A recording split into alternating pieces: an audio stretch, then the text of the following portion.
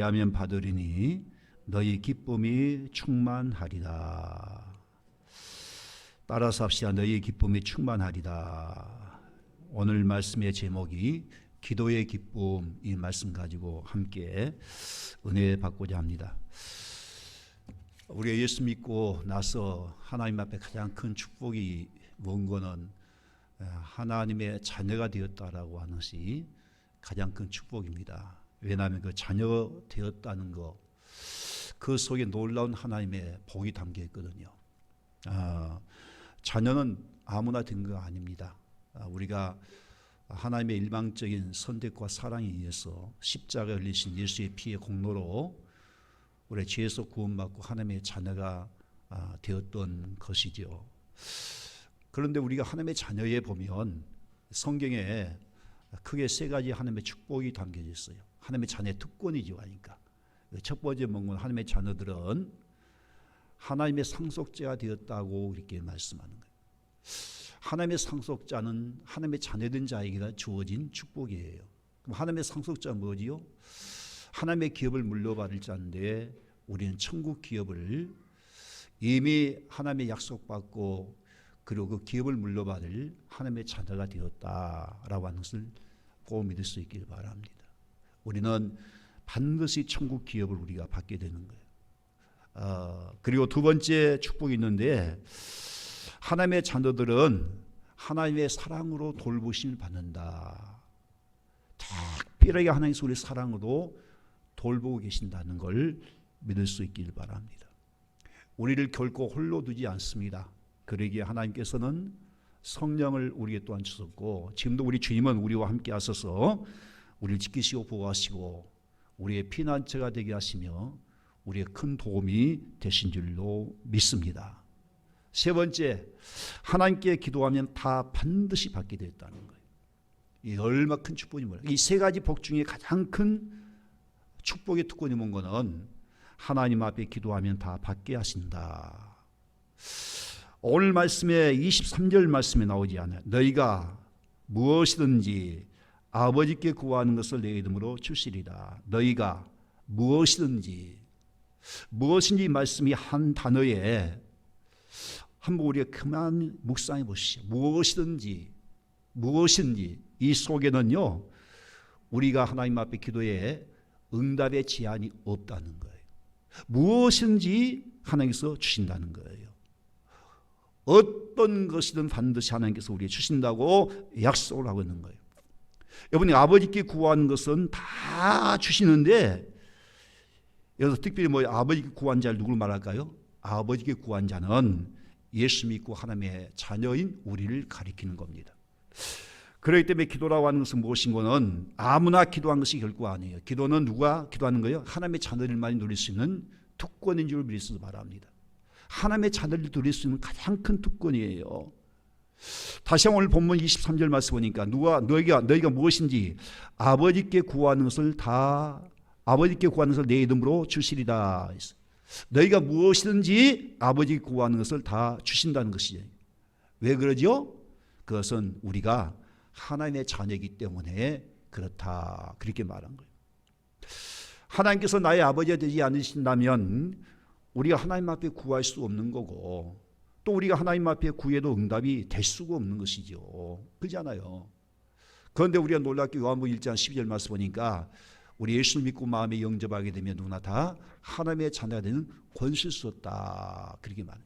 그러니까 우리는 다 예수 믿고 하나님의 자녀가 되었다면은 그래서 우리는 하나님 앞에 구할 수 있다라고 하는 거예요. 세상 사람들 믿지 않는 사람들은요 아무리 어려운 일이 생기고 필요한 것이 있다 할지라도 마땅히 도움을 구할 데가 없어요. 그들은 구할 데가 없단 말이에요. 그러니까 막연하게 허공에 메아리 치듯이 비나이다 그죠? 미신자 믿고 우상 앞에 가서 그냥 지성이면 감치라고 계속 빌기만 하는데 거기 무슨 응답이 있겠습니까? 없지 않아요. 그런데 하나님을 믿는 하나님의 자녀 우리는 그렇지 않아요. 우리 아무리 어려운 일이 생기고 필요한 것이 있을 때마다 하나님 아버지 우리가 찾고 하나님 아버지 앞에 구할 수 있다라고 하는 겁니다. 많은 분들이 기도를 힘들게 여기고 정말 기도가 어렵다라고 생각하시는 분들이 많이 있어요. 왜냐하면 기도하면 먼저 생각나는 것이 부르짖는 기도, 아니면 금식 기도하는 거, 또 철학 기도, 그리고 예수님처럼 말이죠, 이마에 땀이 흐르도록 간절히 기도하는 걸, 그것이 기도의 영상이 딱 되다 보니까 많은 사람들이 이 기도에서 불안을 갖게 되는 거고, 기도는 힘들고 어렵고 고통스럽다, 그런 잘못된 고정관념이 딱 박혀 있어요. 물론 기도는 힘들고 어려울 수가 있어요. 그러나 우리 예수님께서 우리에게 한 번도 기도는 어렵고 힘들다, 고통스럽다 그렇게 말씀하지 않았어요. 도리어 기도는 우리의 기쁨이 되는 것이고, 도리어 기도는 우리에게 평안이 있다라고 말씀하고 있는 거예요. 그러지 않겠어요? 여러분, 자녀들이 부모에게 뭘 달라 할 때 고통을 막 느끼면서 엄마 아빠 좀 도와주세요 그렇게 얘기합니까? 아니잖아요. 자녀가 부모에게 구하는 것은 정말 기쁨이에요. 거기에는 누리는 거란 말이에요.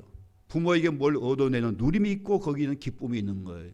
자녀의 특권이 거기에 있다는 것을 우리는 알아야 되는 거예요. 그런데 왜 우리는 하나님 앞에 기도할 때 그렇게 어렵게 생각하십니까? 정말 저와 여러분들 아무리 어렵고 사업이 부도가 날 지경이 되어도 재벌가의 회장 앞에 가서 좀 도와달라고 하면 도와주겠습니까? 재벌 회장과 전혀 상관이 없어. 그분은 여기 가서 그 빈들 도와주겠어요? 어떤 도움도 받을 수 없을 거예요. 그런데 재벌가의 회장의 자녀는 달라요. 그런 아버지의 자녀이기 때문에 아빠 좀 도와주세요, 사업이 좀 힘들어요, 좀 도와주세요 하면 반드시 그 부모는 재벌 총수는요 그 아들을 도와줄 수밖에 없는 것이잖아요. 그런데 우리는 재벌 회장과 비교됩니까? 하나님께서 그분이 어떤 분이에요? 성경 분명히 그분은요 전지전능자이시고 그러잖아요. 무소부지하신 분이고 세상 모든 마음을 창조하신 분, 부족함이 없고 풍족하신 분인데도 불구하고 우리는 그분께 기도하지 않는다는 것이 참 이해가 되지 않지 않습니까? 도저히 이해가 안 된 거예요. 그렇기 때문에 하나님께서 우리 아버지가 되기 때문에 우리는 무엇인지 구하기만 하면 반드시 주신다고 약속을 하고 있는 것이죠. 자, 우리 다 같이 마태복음 7장 9절부터 11절 말씀 크게 같이 읽습니다. 너희 중에 누가 아들이 떡을 달라는데 돌을 주며 생선을 달라는데 뱀을 줄 사람이 있겠느냐? 너희가 악한 자라도 좋은 것으로 자식에게 줄 줄 알거든. 하물며 하늘에 계신 너희 아버지께서 구하는 자에게 좋은 것으로 주시지 않겠느냐? 여러분, 자녀들이 부모에 찾아와가지고 아빠 나 떡을 먹고 싶어 하면 돌을 줄 부모가 있어요? 아빠 나 지금 생선 먹고 싶어 하면 뱀을 줄 부모가 어디 있겠느냐? 아무리 그 부모가 가난하여 없어도 못 먹고 굶주려도 자식만큼은 정말 좋은 걸 주시길 원하신다는 거예요. 그러지 않습니까? 이렇게 사람도 좋은 것을 자식이 줄 줄 알거든. 하물며 하나님 아버지께서는 구한 자에게 좋은 것을 주시지 않겠느냐라고 말씀을 하고 있는 거예요. 하나님께서는 어떤 분이십니까? 하나님께 무엇이 부족하겠습니까? 그분이 무슨 인색하신 분입니까? 아니잖아요. 그분 인색한 분이 결코 아니에요. 그분 넉넉하신 분이고 풍성하신 분이시고 우주 마음을 품고 계신 창조주 하나님 그분이시에요. 부족함이 없으신 분이에요. 그의 성경 말씀 보니까 우리에게 주실 때 얼마나 주고 싶은 말이죠. 흔들어서 막 넘치도록 부으신단 말씀. 그리고 후히 주시고 꾸짖지 아니하신 하나님이시다, 그렇게 표현하고 있는 거예요. 우리가 구할 때 하나님께서 한 번도 우리를 거절치 않으셨어요. 한 번도 꾸짖지 않았어요. 오직 후히 주시고 원하신 하나님이시다 분명히 말씀하고 있는 거예요. 하나님께서는 우리가 마음껏 구할 수 있는 아버지시고 구하는 자에게 좋은 것을 주신 아버지라고 하는 겁니다. 기도는 하나님의 축복을 받는 영적인 파이프와 같은 거예요. 댐에 가득하게 물이 채워져 있는데 그 댐의 물이 가정에 전달되기까지는 그 중간에 무엇이 있어야 됩니까? 파이프가 있는 거예요. 그 파이프를 통해서 각 가정에 물이 전달되는 겁니다. 마찬가지입니다. 댐의 물이 파이프를 통하여 그 가정에 공급되듯이 하나님의 풍성하신 그 은혜와 복을 우리가 누릴 수 있는 것은 오직 기도의 파이프밖에 없는 거예요. 기도하지 않고 그걸 우리가 누릴 수 없다는 거예요. 그래서 성경 계속 우리에게 구하라, 주시리라, 찾으라, 찾을 것이다, 문을 두리라, 열 것이다, 그렇게 말씀하는 거예요. 기도에 우리가 다른 방법이 없다니까요. 이것은 반드시 하나님의 약속이에요. 언약이란 말이에요. 너희가 무엇을 구하든 나에게 구하라, 너희가 무엇을 찾건 나에게 찾으라, 내가 반드시 너에게 주겠다라고 기도라고 하는 언약을 우리에게 딱 주시게 된 거예요. 그런데 우리는 기도의 방법을 선택하지 않고 우리 인간의 잔머리나 굴리고 세상 방법을 선택해봐요. 하나님께서 얼마나 우리를 정말 믿지 못한 그 믿음을 보시 얼마나 안타깝게 여기있나라고 하는 거예요. 우리가 비록 무능하고 부족하지만 이 기도의 파이프를 통해서만 전능하시고 풍성하신 하나님과 연결이 되는 거예요. 비록 우리가 기도를 통하여 바로 이 기도를 통하여 우리가 하나님의 무한하신 그 능력을 공부받게 되는 줄로 믿으실 바랍니다. 두 번째 기도는 무엇이냐? 우리의 기쁨을 충만하게 채워주신 거예요. 오늘 말씀 24절 말씀 보니까 구하라 그리하면 받으리니 너희의 기쁨이 충만하리라. 우리 왜 기쁨이 충만한다는 것이죠? 먼저 여기서 구하라 그리하면 받으리라 그렇게 말씀하고 있기 때문인 거예요. 우리가 하나님께 구하는 것을 응답받기 때문에 기쁨이 충만해진다고 이렇게 말씀하고 있는 겁니다. 그렇습니다. 기도라고 하는 것은 우리의 기쁨을 주는 거예요. 우리의 기도를 통해서 하나님께서 우리의 필요한 것을 채워주시기 때문에 기쁨이 충만해지는 겁니다.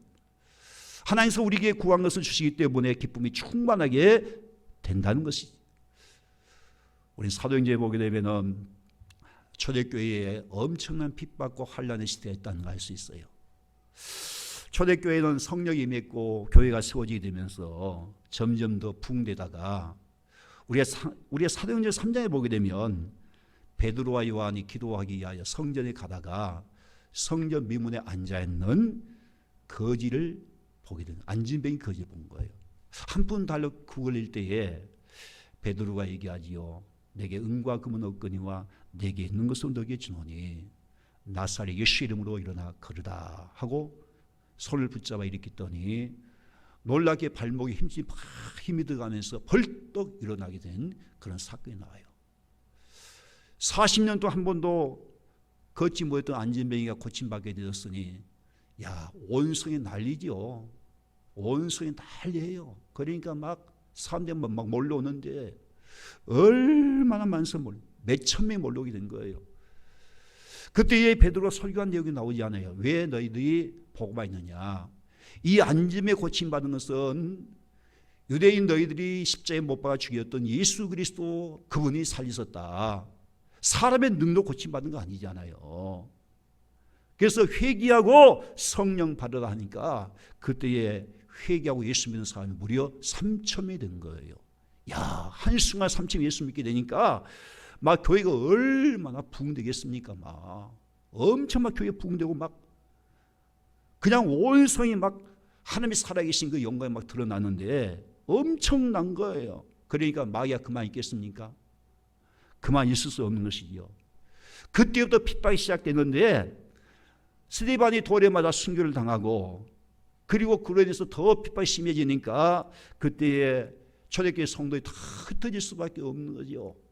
막 교회 막 문을 닫게 하고 막 와서 막 잡아가고 막 핍박하니까 그 예루살렘 교회에 들어가지 못하고 다 흩어지고 그때부터 흩어진 디아스포라 유대인들이 생기게 되는데 놀랍게 그걸로 끝난 거 아니었던 거예요. 그들이 가는 곳마다 무엇이 세워지겠어요? 복음이 전해지면서 교회가 세워지게 된 거예요. 사마리아로 가서 그래서 복음이 전해지게 되고 사마리아 건너 이방 땅까지 복음이 전해지게 되고 그러니까 사탄이 견딜 수 없는 거예요. 어떻든 이걸 막아야 되는데 막을 수 없는 거예요.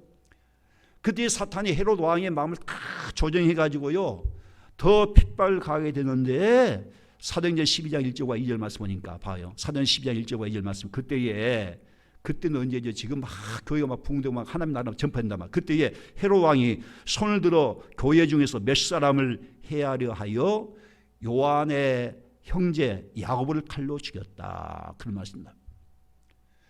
어떻든 하나님의 복음이 전파된 것을 막기 위하여 본보기로 말이죠. 누굴 잡아 죽인 거예요? 지금 예수님 12제자 중에 요한의 형제 야곱을 칼로 죽여버린 거예요. 그 정도 되면은 이제 복음이 멈춰지지 않겠습니까?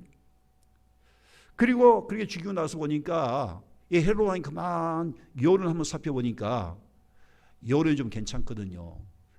유대인들이 자기를 대신 이렇게 헤롯 왕이 그렇게 해주니까 얼마 유대인들이 좋았는지 몰라요. 막 기뻐하고 야 왕이시여 잘했습니다. 막 손뼉치니까 이 헤롯 왕이 막 기분이 좋아가지고 잃어버린 그 명예와 인기를 되찾기 위해서 이번에는요 최고 지도자였던 베드로를 잡아가지고 옥중에 가두고 마는 거예요. 여러분 예루살렘 교회 최고 지도자 베드로가 지금 옥중에 지금 갇혀있단 말이에요. 그리고 6월절 명절이 있었는데 그날 밤만 지나면은 백성들 앞에 끌려가가지고 공개처형을 당할 수밖에 없는 그런 상황이 있는 거예요. 그날 밤만 지나면 죽습니다. 그날 밤만 지나면 죽는 거예요. 그날 밤만 지나면 그런 상황이 벌어지는데 그때에 봐봐요. 말할 수 없는 그런 고난과 핍박 속에서 예루살렘 교회 성도들이 취할 수 있는 방법이 무엇이라고 생각하십니까? 거기서 마지막 그 어려운 시기에 그날 밤 죽으면 이제 끝난 문제인데 무슨 방법이 있겠습니까? 이건 영적 문제지 않아요. 그렇지 않아요. 복음을 방해하고 교회의 복음을 방해하는 그 사탄의 역사 분명히 있단 말이에요. 사탄이 헤롯 왕의 그 마음을 조정해 가지고 그를 막 핍박하는데 그걸 영적으로 봐야 되지 않겠습니까? 그럼 그런 상황에서 어떻게 해야 되겠지요? 영의 눈이 떠 있지 않고 영이 죽어 있는 사람들, 믿음이 없는 사람들은 어떻게 하겠습니까? 하나님 앞에 믿음을 선택하지 않고 인간의 방법을 선택할 거예요. 돈을 모아서 권력을 찾아가고 세상 방법을 다 해서 어떤 배를 빼내려고 말이죠. 그렇게 보통 그렇게 하지 않겠어요? 자, 여러분 같으면 그 상황에서 어떻게 하겠어요? 그 급한 상황에서 뭘 선택하겠습니까?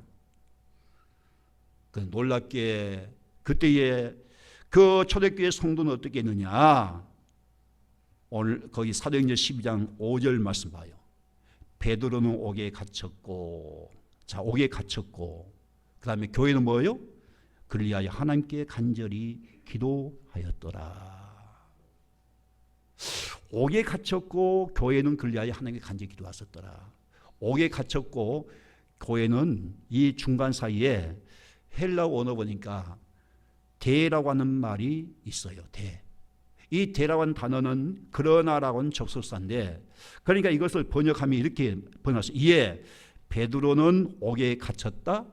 그러나 교회는 그를 위하여 간절히 하나님께 기도하였더라. 베드로는 옥에 갇혔다. 그러나 뭐 있다는 거예요? 기도 외에는 선택하지 않았다는 거예요. 그러나 이 말이 그런 뜻이 말이에요. 기도 외에 다른 방법을 선택하지 않았다는 것. 이것이 바로 우리의 믿음의 증거라는 거예요. 여러분 그때 그 상황을 한번 생각해 보시죠. 인간적 올 때 기도나 하고 있을 상황입니까? 지금 얼마 급한 상황이에요. 당시 로마 폭군이었던 이 헤롯 왕이 지금 예수 12제자 중에 야고보의 목을 쳐 죽였어요. 그런 폭군이 무슨 인정사정이 있겠습니까? 피 눈물도 없는 사악한 폭군이었어요. 이제 그날 밤만 지나면 베드로는 어김없이 모든 사람이 끌려 나와서 공개 처형을 당할 상황이었단 말이에요. 그뿐만 아니라 가장 절망적인 상황일 수밖에 없는 것은요. 지금 베드로가 옥에 지금 있으면서 이 손과 발을 꽁꽁 묶었단 말이에요. 지금 쇠사슬로. 그리고 곤살시켜가지고 개비 한 마리 틈타지 않도록 이렇게 겹겹이 이렇게 옥물림을 지키고 있는 상황이란 말이에요. 이런 가장 다급하고 절망하는 그 순간이 얼마나 피가 마르고 얼마나 지금 위급한 상황입니까? 막 시간이 막 가는데 얼마나 다급하겠어요. 성도들이. 그러지 않아요? 몇 시간 지나면 곧 죽게 되는데 그 상황에서 무슨 뭐 하겠어요? 베드로를 구출하기 위해서 어떤 인간의 방법을 써야 되는 그런 상황이 아닙니까? 그러나 교회는 어떻게 했다고요? 교회는 세상적인 방법을 선택하지 않았고 믿음의 방법을 선택을 한 겁니다. 그날 밤에 교회 성도는 어떻게 한지 아세요? 결코 세상 방법을 안 했단 말이에요. 마가라고 하는 요한의 어머니 집에서 그들이 모여가지고 밤중내 합심하여 하나님 앞에 간절하게 기도하게 됩니다. 우리 인간적으로 볼 때는 이 얼마나 무책임한 거예요. 그럼에도 불구하고 교회는 끝까지 기도 외에는 다른 것을 고집하지 않았던 거예요. 왜 그렇습니까? 그것은 고난 속에서 우리 성도가 취할 수 있는 가장 큰 무기는 기도밖에 없다는 것을 잘 알고 있었기 때문에 그런 거예요. 우리 영적 싸움의 가장 큰 무기가 뭐예요? 결코 영적 싸움은 세상 방법이 절대 없습니다. 오직 기도 외에는 없어요. 기도가 가장 큰 무기예요. 그래서 하나님께서 천사를 급히 감옥에 보내지 않아요. 사도행전 12장 7절 말씀 보니까 호련히 주의 사자가 나타나며 옥중의 광채가 빛나며 또 베드로의 옆구리를 쳐서 깨워 이들의 급히 일어나라 하니 쇠사슬이 그 손에서 벗어지르다 그러잖아요. 교회 성도들이 열심히 다하여 열심히 다해 밤중에 하나님 앞에 기도했더니 어떤 교회가 나타났습니까? 하나님께서 천사를 베드로가 갇혀있는 감옥에 급히 보냈었던 것이죠. 그리고 파수꾼 사이에 착고에 매인 채 잠을 자고 있던 그 베드로에게 천사가 베드로의 옆구리를 탁 치면서 일어나라 했더니 일어났어요. 그 띠를 띠고 신발을 신었던 신발을 신었단 말이에요. 그리고 이번 겉옷을 입고 따라오라 해서 이 베드로가 천사를 따라갔는데 베드로는 그때까지만 해도요 꿈인 줄 알았어요. 환상을 봤단 말이에요. 그 천사를 따라서 첫째, 둘째 파수꾼을 지나서 시내로 통한 쇠문이 있는데 그 앞에 가니까 쇠문이 저절로 열려버린 거예요. 그리고 그때 길거리에 나가자 그때 비로소 천사가 떠나고 정신이 돌아오게 된 겁니다. 아, 생시구나. 이 베드로가 얼마나 놀랐겠어요. 그래가지고 베드로가 잠에서 이제 베드로는 정말 이것이 현실로 알고 말이죠. 그리고는 이제 베드로는 성도들이 모인 그 마가에라고 하는 요한의 어머니 집에 급히 달려가서 보니까 거기 여전히 성도들이 모여서 하나님 앞에 기도하고 있었더라. 그렇게 말씀을 하고 있는 거예요. 기도하고 있었더라는 거예요. 우리가 하나님 앞에 기도하게 되면요, 우리 눈에 볼 수 없어도 하나님께서 일을 하고 계셔요. 우리가 기도하며 하나님께서는 지금도 천사를 보내셔서 우리를 도와주시고 계신 거예요. 사방에 우리께 갇혀있고 매여있고 어려움이 있을지라도 하나님 앞에 기도하면 반드시 어둠이 떠나가고 기쁨의 역사가 이루어지게 되는 거고 반드시 거기에 회복의 역사가 일어나게 된 줄로 믿습니다. 염려, 근심, 걱정이 변하여 두려움이 변하여 우리의 찬송이 되고 우리의 기쁨이 될 줄로 믿습니다. 우린 구약에서 모세의 믿음을 보면 참 모세가 대단한 것은요, 모세는 이것을 알았던 거예요. 하나님 앞에 기도하라고 하는 것이 얼마나 소중한가. 모세는 늘 하나님 앞에 기도했어요. 홍해 앞에 있을 때도 하나님 앞에 기도하지 않아요? 막 이스라엘에서 막 방방으로 난리예요. 홍해가 앞에 가로막혀 있지. 애굽의 군사 막 추격하는데 그 상황에서 막 이스라엘 왕자하면서 막 난리인데 그때 모세는 하나님 앞에 기도했어요. 하나님 앞에 기도했다니까. 아말렉이 뒤에서 이스라엘에서 쳐낼 때, 칠 때 말이죠. 그때에 모세는 어떻게 했습니까? 모세는 여호수아 장군을 전장에 보내고 나서 자기는 아론과 훌을 데리고 산 꼭대기에 올라간 거예요. 우리 같은 그러잖아요. 지도자가 좀 앞장서 목숨을 싸워야지. 자기의 생명을 부지하려고 기도 핑계대고 산에 올라갈 수 있어? 그럴 수 있지요. 여러분 같도 안 그래요? 아니 모세가 당신 지도자면서 자기 생명 하나 부지하려고 도망가? 우리만 전쟁에 보낼 수 있어? 모세가 자기 생명 지키기 위해서 거기 산에 올라간 거 아니잖아요. 모세는 뭘 알게 되었을까요? 이 전쟁 싸움은 여호수아의 군대에 있는 것이 아니라는 거예요. 아무리 이스라엘 군대가 강하고 뭐 해도 이 기도의 승패는 하나님께 있다, 기도에 있다는 것을 이 모세는 알고 있었던 거예요. 그래서 모세는 산꼭대에 올라가서 하나님 앞에 기도하지요. 저 밑에서 싸우고 있단 말이에요. 막 전쟁 막 벌어졌는데 모세가 손 들고 하나님 앞에 기도하는데 놀랍게 그 보지 않아요. 지금 보니까 이스라엘이 이기는 거예요. 모세가 힘들어 그래서 손을 내린 거예요. 그러니까 다시 역전된 거예요. 아말렉이 이겨버린 거예요.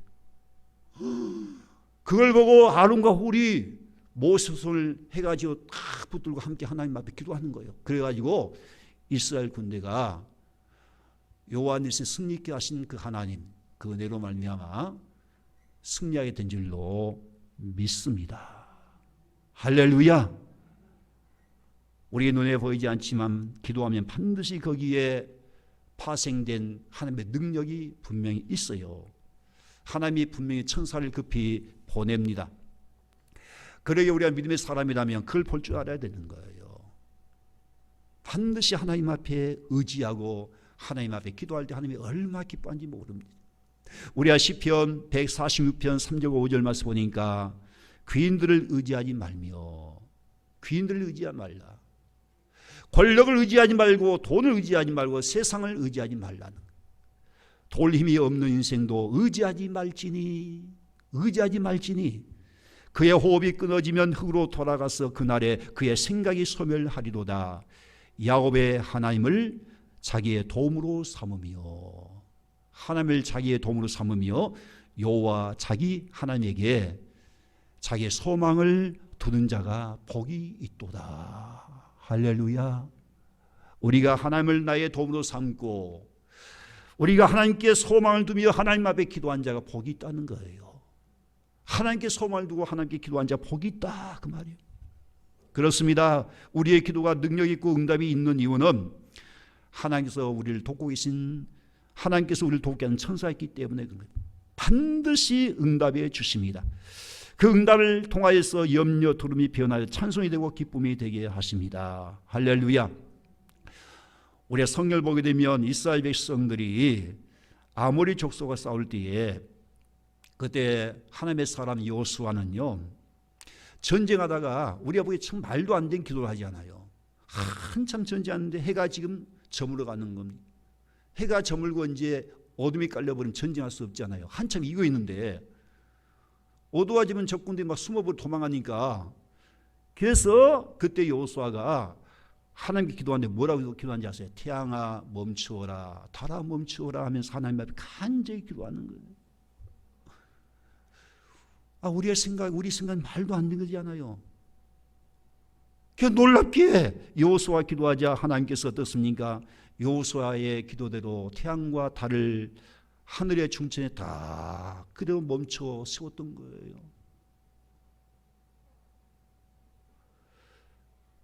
우리의 기도는요, 놀랍게 태양을 멈추게 할 만한 그런 능력이 있다는 걸 믿으셔야 되는 거예요. 하나님께서 그런 능력과 기적을 우리에게 만드신다는 거예요. 그러면 우리가 어떻게 기도해야 될까? 기도는요, 성경 안에 예수님께서 우리에게 남기신 습관 있어요. 남기신 습관. 예수님이 제자 불러가지고 그들 가리키는데 다른 것은 안 가리켰어요. 예배 드리는 방법이나 뭐 찬송하는 그런 방법을 안 가리켰어요. 오직 기도하는 방법만 가리켰어요. 너희는 이렇게 기도하라 해놓고 뭐예요? 우리에게 주기도문을 가리키는 거예요. 그러니까 여러분들 주기도문 자꾸 해야 됩니다. 그래서 예수님께서 제자들에게 뭘 보여주시는 거는 기도의 습관을 그대로 본을 보여주신 거예요. 뭘 보여주셨다고요? 기도의 습관을 보여주셨다는 겁니다. 우리 다 같이 누가복음 22장 39절 말씀 봐요. 시작. 예수께서 나가사 습관을 따라 감람산에 가심에 제자들도 따라갔더니, 여기 보니까 예수님이 십자가의 죽음을 앞두고요, 감람산에 갔었는데 어떻게 갔었다는 것이죠? 습관을 따라 갔었다. 습관 따라서 갔었다는 거예요. 감람산에 여기서 겟세마네 동산인데, 감람나무는 원래 올리브 나무잖아요. 감람나무 많이 있어서 감람산이 부릅니다만은, 그래서 예수님은 거기에 틈틈이 말이죠, 올라가서 습관 따라서 기도하셨다, 그렇게 말합니다. 그러니까 예수님이 그 감람산만 지나면 습관적으로 가는 거예요. 뭐 하기 위해서요? 기도하기 위해서 갔다는 거예요. 그냥 몸의 습관이 딱 배어버린 것이죠, 기도가. 여러분, 예수님이 그 많은 것 중에서 기도하는 습관을 남기시고 갔었다면 예수님의 생전에 가장 우선적인 것이 바로 기도라고 하는 것을 말씀해 주고 있는 거예요. 그래서 우리 예수님은 늘 기도하셨어요. 공생 시작하면서 우리 알듯이 광야에서 40일 동안 금식 기도하고, 또 제자를 뽑을 때도 먼저 하나님 앞에 기도하셨고, 예수님은 모든 사역을 하면서 먼저 하나님 앞에 습관 따라 기도하셨어요. 그리고는 예수님이 만약 십자가의 퇴의 가업을 앞두고도 겟세마네 동산 하나님 앞에 간절히 기도하신 그런 모습이 기록되어 있습니다. 그래서 지금도 우리 예수님께서는 우리에게 남겨주고 싶은 것이 있다면 바로 기도일 것입니다. 우리에게 가장 남기고 싶은 것이 바로 기도라는 것이지요. 다른 것은 몰라도 그래서 우리는 기도하는 습관이 꼭 되어 있어야 되는 겁니다. 왜 우리가 기도가 어렵고 왜 기도가 어렵게 우리가 힘들다 얘기하시는지 아십니까? 습관이 안 되니까 그런 것입니다. 우리가 식사하기 전에 기도하듯이, 공부할 때 우리가 기도하듯이, 뭘 하나 하더라도 늘 습관적으로 하나님 앞에 기도하는 습관이 되어야, 그래서 사도 바울이 하는 말이 쉬지 말고 기도하라는 말이 그런 뜻이거든요. 무시로 그런 습관이 기도해야 되거든요. 습관적으로 기도가 나와야 되는 겁니다. 이 습관에 대한 연구 발표가 나와 있는데, 우리가 아침에 일찍 일어나는 습관을 우리가 기른다는지 아니면, 우리가 밥을 먹을 때 있잖아요. 왼손잡이는 왼손 먹지 않아요. 그런데 이것이 오른손잡이로 이렇게 오른손 사용하는 습관이 될 때까지 이 어느 정도 반복이 이렇게 계속 훈련이 필요하지 않아요. 반복이 훈련이 돼가지고 이렇게 습관이 되는데, 왜냐하면 이 습관이라는 것은 하루아침에 된 것이 아니잖아요. 계속 똑같은 방법을 반복해서 이것이 습관으로 바꾸어지기 시작한다는 거예요. 이 보통 습관을 바꾸는데, 그러면 필요한 그 횟수가 몇 번 정도 반복해야 되느냐, 그 연구가 나왔어요. 여보 같은 몇 번 반복해서 해야 습관이 될 것 같아요? 30회요. 30회라고. 30회. 그러니까 우리 하루에 한 번씩만 이렇게 해도요, 30일 동안 계속 반복해서 하다 보면 습관을 바꿀 수 있다라고 이렇게 얘기하고 있는 거예요. 그런데 30일 중에서 가장 힘든 부분이 언제인 거는요, 처음 시작하고 3일쯤 되면 그렇게 힘들다는 것이죠. 그래서 대부분 3일 못 넘기고 그래서 포기한다 해서 작심삼일한 말이 그래서 나온 거란 말입니다. 그런데 일단 그 3일 참고 이겨내면 그때부터는요, 30일까지 그저 쉽게 된다는 거예요. 아, 진짜라니까요. 내가 만든 말이 아니에요. 그러니까 처음 3일 동안 하느냐 못하느냐가 나머지 30일을 결정할 수 있다는 것을 말씀해 주는 거예요. 따라서 습관을 바꾸려면 30일 반복해서 해야 되는데, 그것도 처음 3일 동안만 잘 신경 써서 해낸다면 삶의 습관을 완전히 바꿀 수 있다, 평생 바꿀 수 있다는 거예요. 그러니까 이 작심삼일 잘 이겨내면은 우리가 그 습관을 바꿀 수가 있는 것입니다. 우리가 기도의 습관도 마찬가지입니다. 이 원리에 의하면 우리가 지금 이번에 특별 기도회가 며칠 기간이죠? 30일이에요. 30일. 왜 그 30일 딱 맞은지 모르겠어요. 여러분, 이번 교회에 한번 도전해 볼 수 있길 바라요. 기도의 습관이 되지 못하면 평소는 기도 못합니다. 처음 3일 잘 넘기셔야 됩니다. 그리고 끝까지 한번 해보시기 바랍니다. 계속 30일 동안 한 번도 안 받고 계속 한번 해보세요. 여러분 교회 나와서 하든지 아니면 집에서 일어나자마자 골방에서 하든지 어떻든 한번 해보시기 바랍니다. 저도 우리가 30일 작정기를 해봐야 되는 거예요. 그래야 우리의 몸에 기도 습관이 이루어지게 된 겁니다. 할렐루야. 아멘 하십시다. 할렐루야. 한번 도전해 볼 수 있길 바랍니다. 이제 말씀을 정리하겠습니다. 사랑하는 성도 여러분, 기도는 하나님의 자녀에게 주신 특별한 특권이라는 걸 꼭 믿을 수 있길 바랍니다. 하나님의 자녀에게만 주신 특별한 하나님의 축복이란 말이에요. 우리 모두 이번 특별 기도회를 통해서 기도의 습관이 꼭 이루어지시길 주의 이름으로 축복합니다. 그래야 응답받고 기쁨이 충만할 수 있기를 바랍니다. 할렐루야.